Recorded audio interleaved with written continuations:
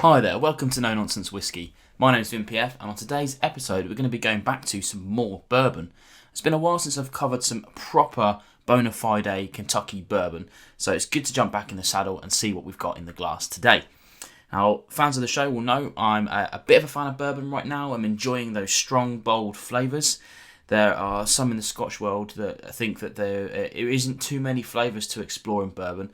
And while the cask type is really kind of defined by the regulations, in the fact that it has to be a new oak barrel no matter what, I can see where they're coming from with that. But the more you get into it, the more you delve into the nuances of it, there is a huge range of flavours to find. You just kind of need to know what you're looking for, I think, that's all.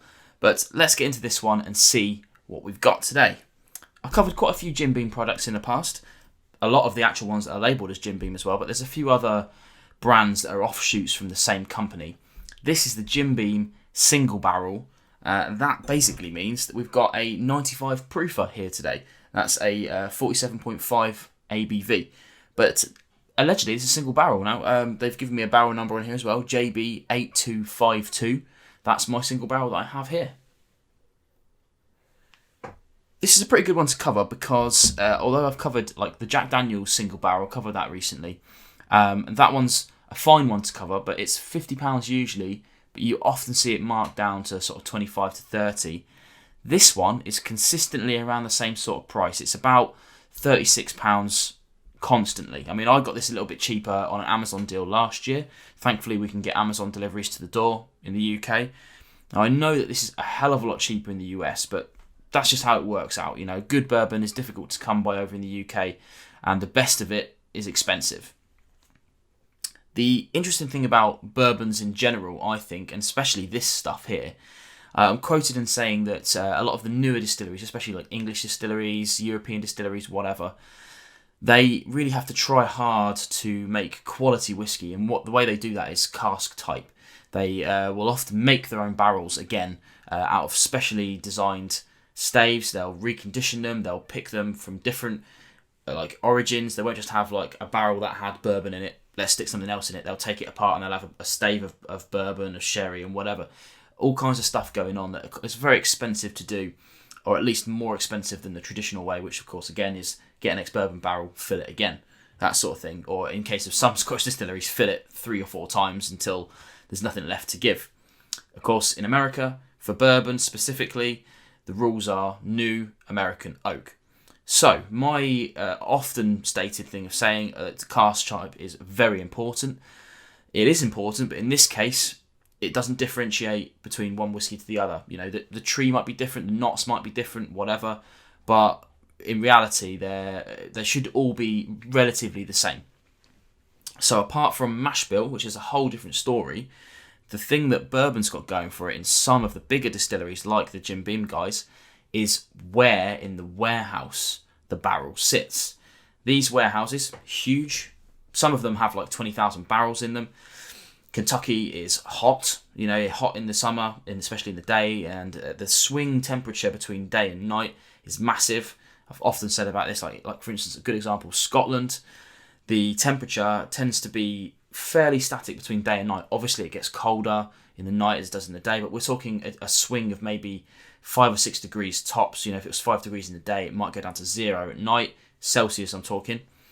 Whereas in Kentucky, you might have like 40 degrees in the day, and then it might go down to like sort of 16, 20 degrees at night, something like that. That's just me just chucking figures out, but you'll be able to have a look around and see that. But that swing is huge. So where the barrel sits in the warehouse is very important because it gets really hot at the top of the warehouses and quite cool at the bottom. So traditionally, they'll move the barrels around, especially some of the warehouses. Some of them are static. But these particular barrels will be selected from the bottom, sides and top, I think is the reported way of doing this. Not the middle, that's for other things. But they might get moved around, they might not. The key point is that it's a single barrel that's been specially selected by their master distillers, and so they say it's less than 1% of the total output of barrels gets put into this kind of thing. So it should be pretty good stuff. Mash bill, same Jim Beam mash bill, is 77% corn, 13% rye, and the rest 10% malted barley. Nothing weird going on there. The other final thing to say about this is the age. It's no age statement. We don't know the age of this. The only thing we can be sure of is that it's a minimum of 4 years because it's a Kentucky straight bourbon. If it was not straight bourbon, it would have to be less than 4 years, and therefore it would have to have an age statement on it. There you go. So I wouldn't imagine it's gone too heavy on this, because the higher it gets, the thicker it'll be, the more expensive it'll be, that sort of thing. So maybe 4 to sort of 7 or 8 years, something like that. That's kind of what we're expecting from this bourbon. Enough wittering on about history and the bourbon itself. Let's get on to the whiskey and see what we've got in the glass underneath the brand new No Nonsense Whisky coin. The announcement of that will come out tomorrow, but if you are interested in getting a sneak preview and maybe even a quick look in for the general public, then go and check out my website. These are available right now. Sales pitch over. Let's get a nose. Now, very often I'll say this. It's very important to leave whiskies like this sitting out on the side. You don't have to do it with every whiskey, especially a whiskey that you're not really too bothered about assessing. If it's a Friday night, you don't really want to get into a whiskey, feel free, chuck it in a glass, whatever, no problem. But if you really want to pull something out of this one, it needs to have been sat for at least 5 minutes, nothing too major. 5-10 minutes, you're going to get more out of it, I think. Quite a lot of typical bourbon notes in there. Caramel, vanilla. This one's very tannic, very oaky, very leathery. Really nice. I mean, for me, there's nothing too outlandish about it at all. If you like bourbon, you're probably going to like this. Let's get onto the palate.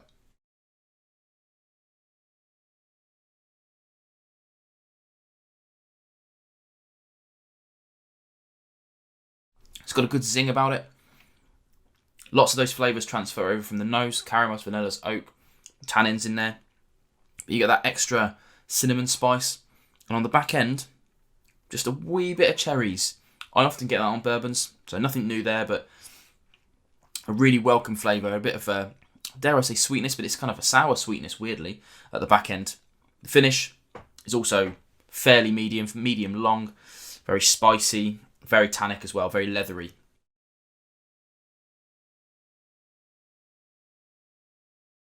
Now I have to say, big fan of this.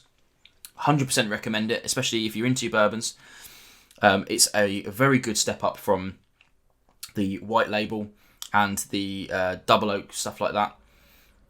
It is a lot more expensive than those. So if that's where you're at, you know, if you're a big fan of bourbons, you like your white label, you don't really want to push on, then probably leave it, I would say. But if you're looking to explore bourbons for a reasonable price, you know, in the Scotch world, especially in the UK, we're asked to spend £35 upwards constantly for good Scotch, so it really isn't much of a leap to try something like this.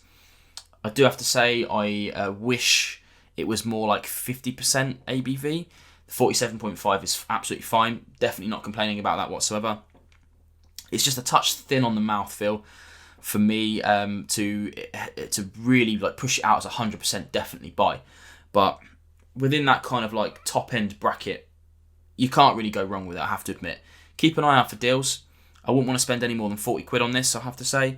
36 is a good price. Less than 30, it's a no-brainer. You've got to get it. I think you're going to be laughing. It's a pretty good bourbon. For me, this is where I would start my kind of Jim Beam journey. I'm not really a huge fan of the lesser aged ones, the more cheap ones. Just how my palate goes. I'm after those big bang flavours. And this would be a real complete package. Just a few extra ABVs, I think.